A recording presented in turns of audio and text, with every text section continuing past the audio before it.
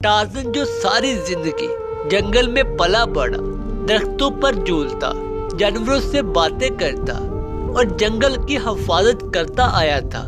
जंगल के सब जानवर इसे दोस्त मानते थे, चाहे वो हाथी हो, बंदर या हिरन। मगर एक दिन जंगल में एक नया दरिंदा आ निकला, एक बड़ा गसीला चालाक काला शेर जिसका नाम था जाकर। जाकर ना सिर्फ ताकतवर था बल्कि बहुत चालाक भी। वो जानवरों को डराकर अपने काबू में करना चाहता था। एक दिन बंदर चंचू रोता हुआ टार्ज़न के पास आया। टार्ज़न भाई, वो काला शेर हमारे पानी के तालाब पर कब्जा करके बैठा है, कोई भी जानवर वहां नहीं जा सकता।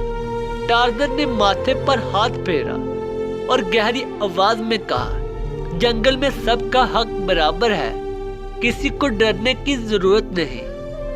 अगले दिन टार्ज़न अकेला ही जाकर के पास जा पहुंचा। दरख्तों की शाखों से झूलते दारता हुआ उतरा। ऐ जाकर, ये जंगल सबका है, सिर्फ तुम्हारा नहीं।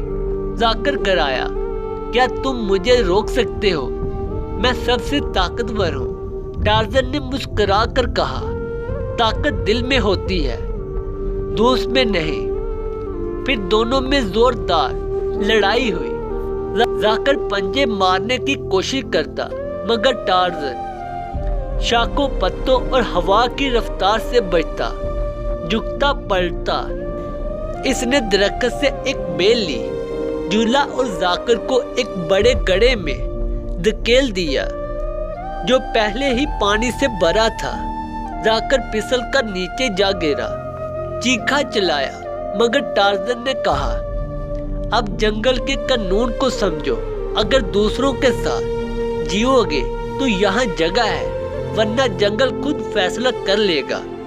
जाकर शर्मिंदा हुआ और वादा किया कि वो आइंदा किसी को नहीं सताएगा। इसी दिन से जंगल में सुकून वापस आ गया।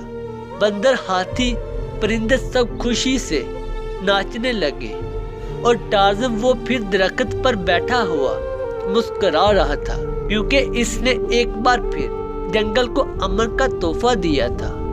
ताकत सिर्फ जिस्म में नहीं, नीयत और इंसाफ में भी होती है। जो दूसरों के लिए जीता है वही सच्चा बादशाह होता है।